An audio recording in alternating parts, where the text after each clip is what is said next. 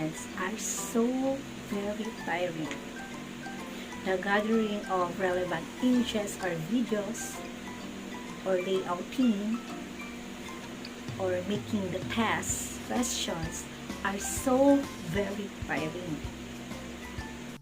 The thing is, being a teacher doesn't grant you the luxury of time. With these two websites that are recently discovered, it will help you to save a lot of your time and will make your class lesson and assessment more fun and interesting. Using these two websites that I recently discovered, it would help you to make an interactive lesson and assessment so that your class will be more fun and interesting. These two websites are called BookWidgets and Lumio by Smart. Using these two websites, we could make an interactive lessons and assessment that we could use in our online class, especially during this pandemic.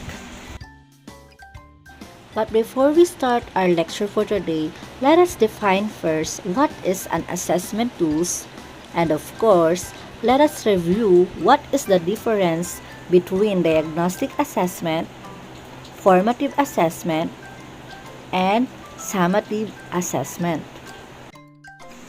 So what is an online assessment tools? Online assessment tools are set of questions used to conduct tests or exams on a web-based platforms.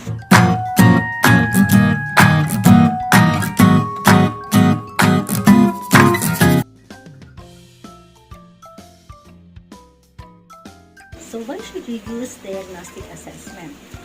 Well, in any classroom, not every students have the same knowledge. For example, it is the first week of the school year and you have a large size of students.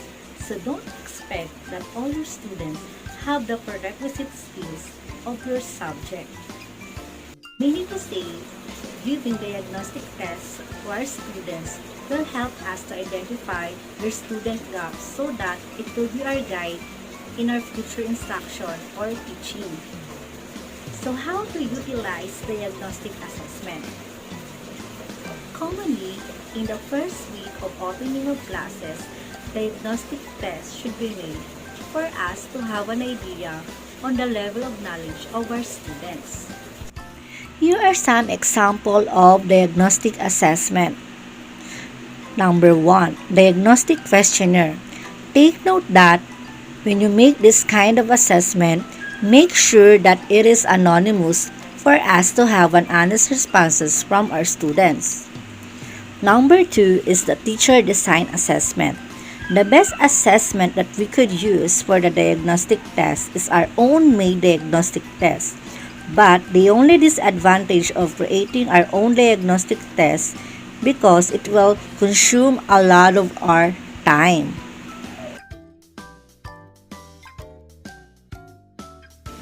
So why do we need to use formative assessment in our teaching?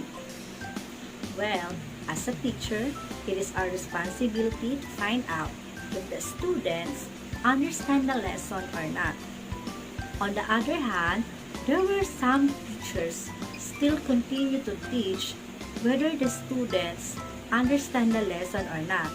But I know most of the teachers still continue to do the right practice, wherein they give formative assessment so that they could make the right decision if they teach the lesson or they could move forward to the new lesson. So when should we use formative assessment? Well, it should be used continuously throughout the lesson.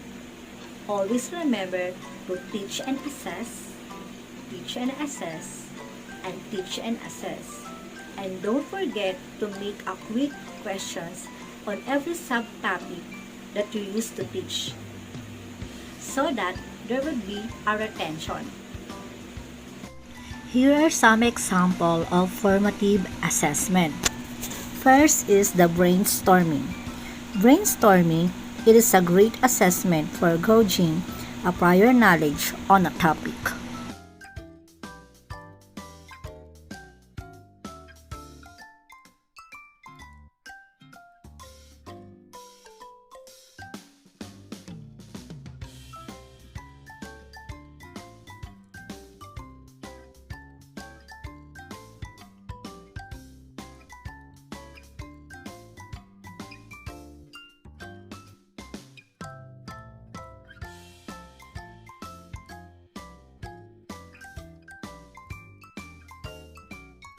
Okay, so what is summative assessment? Summative assessment is an evaluation of a long time learning. Again, it is an evaluation of a long time learning. So why should we use summative assessment in education or in teaching? Well, first of all, summative assessment is absolutely necessary because children in schools need to master the most essential skills and knowledge so that they could be successful in the real life situation. So when to use summative assessment? Always remember that summative assessment is something that should be planned for ahead of time, and it should be given at the end of the month or quarterly or at the end of the course or subject.